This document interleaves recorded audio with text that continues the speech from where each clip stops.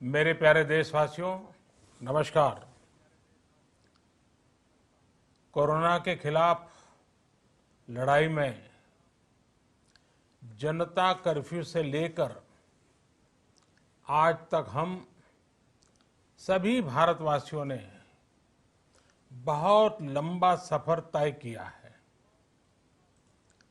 समय के साथ आर्थिक गतिविधियों में भी धीरे धीरे तेजी नजर आ रही है। हम में से अधिकांश लोग अपनी जिम्मेदारियों को निभाने के लिए, फिर से जीवन को गति देने के लिए रोज घरों से बाहर निकल रहे हैं।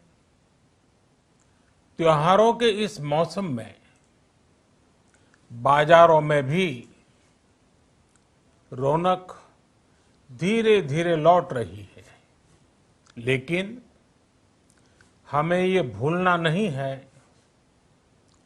कि लॉकडाउन भले चला गया हो, वायरस नहीं गया है।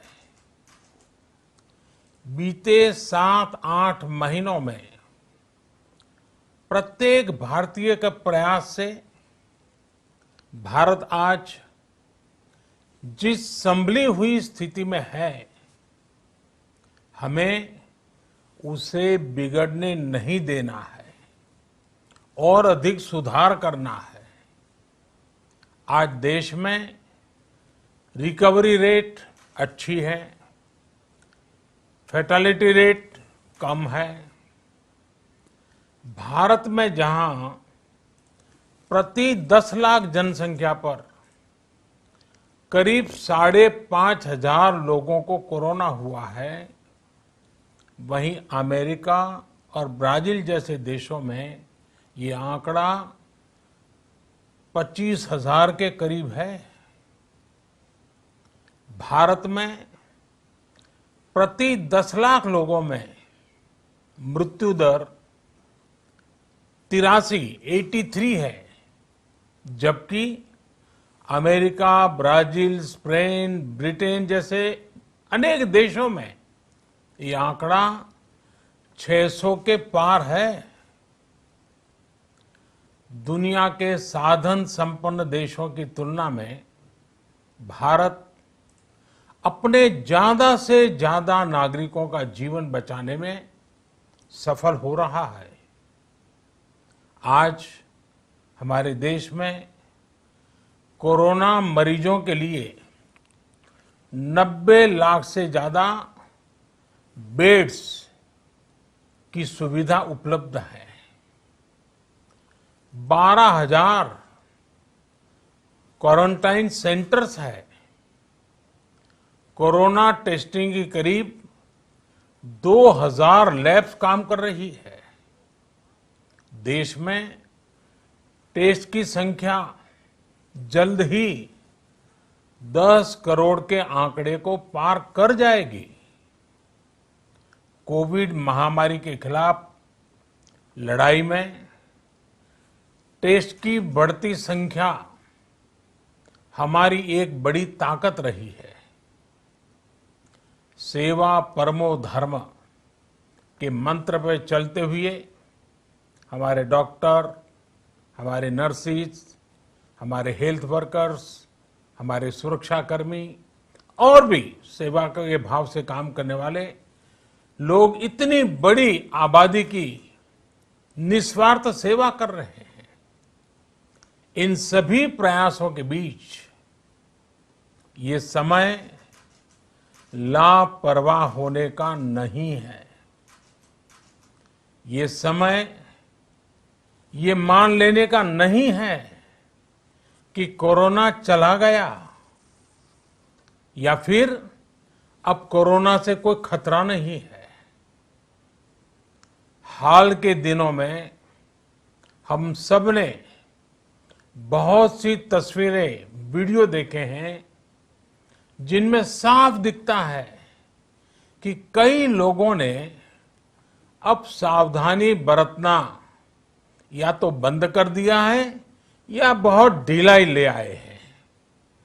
ये बिल्कुल ठीक नहीं है।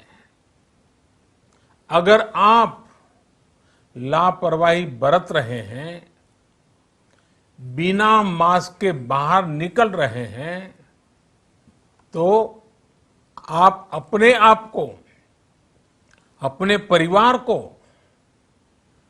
अपने परिवार के बच्चों को, बुजुर्गों को उतने ही बड़े संकट में डाल रहे हैं। आप ध्यान रखिए, आज अमेरिका हो या फिर यूरोप के दूसरे देश, इन देशों में कोरोना के मामले कम हो रहे थे, लेकिन अचानक से फिर से बढ़ने लगे हैं और चिंताजनक वृद्धि हो रही है। साथियों, संत कबीरदास जी ने कहा है, पक्की खेती देख के गर्व किया किसान, अजहू जोला बहुत है, घर आवे तब जान। अर्थात कई बार हम पकी हुई फसल देखकर ही अति आत्मविश्वास से भर जाते हैं कि अब तो काम हो गया, लेकिन जब तक फसल घर न आ जाए तब तक काम पूरा नहीं मानना चाहिए। यही कबीरदास जी कह के गए हैं। यानी जब तक सफलता पूरी न मिल जाए, लापरवाही नहीं करनी चाहिए। साथियों, जब तक इस महामारी की वैक्सीन नहीं आ जाती, हमें कोरोना से अपनी लड़ाई को रत्ती भर भी कमजोर नहीं पड़ने देना है। बरसों बाद हम ऐसा होता देख रहे हैं कि मानवता को बचाने के लिए युद्ध स्तर पर पूरी दुनिया में काम हो रहा है। अनेक देश इसके लिए काम कर रहे हैं।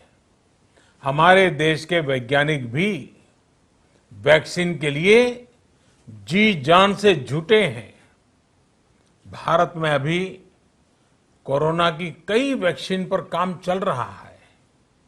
इनमें कुछ एडवांस स्टेज पर है, आशास्पद स्थिति दिखती है। साथियों, कोरोना की वैक्सीन जब भी आएगी, वो जल्द से जल्द प्रत्येक भारतीय तक कैसे पहुंचे, इसके लिए भी सरकार की तैयारी जारी है।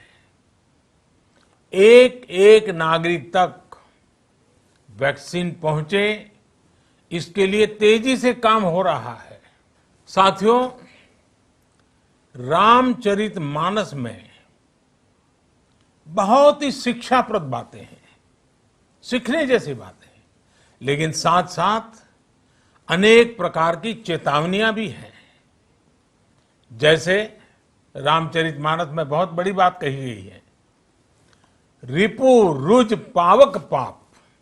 रिपु रुज पावक पाप, प्रभु अहि गनीय न छोट करी। अर्थात आग, शत्रु, पाप यानी कि गलती और बीमारी, इन्हें कभी छोटा नहीं समझना चाहिए। जब तक इनका पूरा इलाज न हो जाए, इन्हें हल्के में नहीं लेना चाहिए।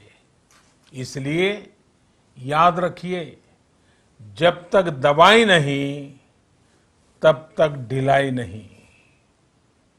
त्योहारों का समय हमारे जीवन में खुशियों का समय है, उल्लास का समय है। एक कठिन समय से निकलकर हम आगे बढ़ रहे हैं। थोड़ी सी लापरवाही हमारी गति को रोक सकती है, हमारी खुशियों को धूमिल कर सकती है। जीवन की जिम्मेदारियों को निभाना और सतर्कता, ये दोनों साथ साथ चलेंगे, तभी जीवन में खुशियां बनी रहेगी। 2 गज की दूरी, समय समय पर साबुन से हाथ धुलना और मास्क लगाना, इसका ध्यान रखिए। और मैं आप सबसे करबद्ध प्रार्थना करता हूं, आपको मैं सुरक्षित देखना चाहता हूं, आपके परिवार को सुखी देना चाहता हूं। ये त्योहार आपके जीवन में उत्साह और उमंग भरे, ऐसा वातावरण चाहता हूं। और इसलिए मैं बार बार हर देशवासी से आग्रह करता हूं। मैं आज अपने मीडिया के साथियों से भी, सोशल मीडिया में जो सक्रिय हैं उन लोगों से भी बड़े आग्रह से कहना चाहता हूं कि आप जागरूकता लाने के लिए, इन नियमों का पालन करने के लिए जितना जन जागरण अभियान करेंगे, ये आपकी तरफ से देश की बहुत बड़ी सेवा होगी। आप जरूर हमें साथ दीजिए, देश के कोटि कोटि जनों को साथ दीजिए। मेरे प्यारे देशवासियों, स्वस्थ रहिए, तेज गति से आगे बढ़िए और हम सब मिलकर के देश को भी आगे बढ़ाएं। इन्हीं शुभकामनाओं के साथ नवरात्र, दशहरा, ईद, दीपावली, छठ पूजा, गुरु नानक जयंती समेत सभी त्योहारों की सभी देशवासियों को एक बार फिर से बहुत बहुत बधाई देता हूं। धन्यवाद।